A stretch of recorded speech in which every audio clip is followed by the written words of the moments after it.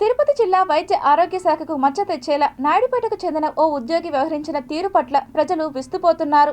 తిరుపతి ఆధ్యాత్మిక నగరం, education hub మరియు మెడికల్ హబ్గా రూపాంతరం చెందుతూ రాయలసీమ వ్యాప్తంగా ఉన్న సామాన్య మధ్యతరగతి ప్రజల చేత మన్ననలు అందుకుంటుంటే, అందుకు విరుద్ధంగా జిల్లా వైద్య ఆరోగ్య శాఖ అధికారి కార్యాలయంలో పనిచేస్తున్న నాయుడుపేటకు చెందిన ఉద్యోగి మాత్రం వసూళ్లకు పాల్పడుతూ హాస్పిటల్ యాజమాన్యాన్ని, సిబ్బందిని భయభ్రాంతులకు గురి చేస్తున్నారు.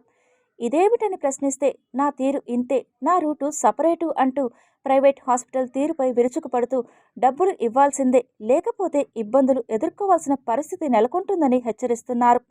నా పేరు అయ్యా, నాకు కావాల్సిందే క్యాష్ అయ్యా అంటూ బలవంతపు వసూళ్లకు పాల్పడుతున్న ఘటన అందరినీ ఉలిక్కిపడేలా చేస్తోంది.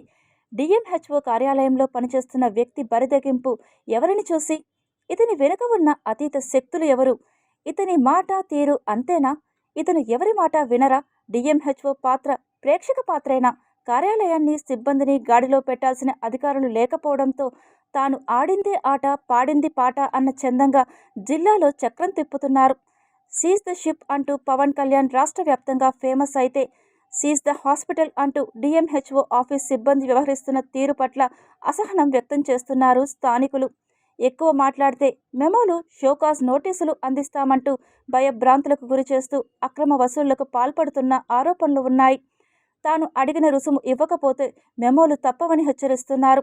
ఇదంతా నాణానికి ఒకవైపు అయితే, మరోవైపు జిల్లా వైద్య ఆరోగ్య శాఖ అధికారి బాలకృష్ణ నాయక్ అండదండలతో చేస్తున్నారా, లేదంటే వ్యక్తిగతంగా వసూళ్లకు పాల్పడుతున్నారా అన్న సందేహం జిల్లాలోని ప్రైవేట్ హాస్పిటల్ యజమానులు చర్చించుకుంటున్నారు.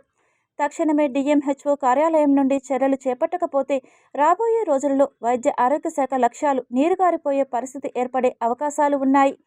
క్యాష్ కొట్టు, అనుమతులు పట్టు అంటున్న నాయుడుపేటకు చెందిన ఉద్యోగిపై తక్షణం చర్యలు తీసుకోవాలని, లేని పక్షంలో కలెక్టర్ వెంకటేశ్వర్కు ఫిర్యాదు చేస్తామని ప్రైవేట్ వైద్యులు హెచ్చరిస్తున్నారు.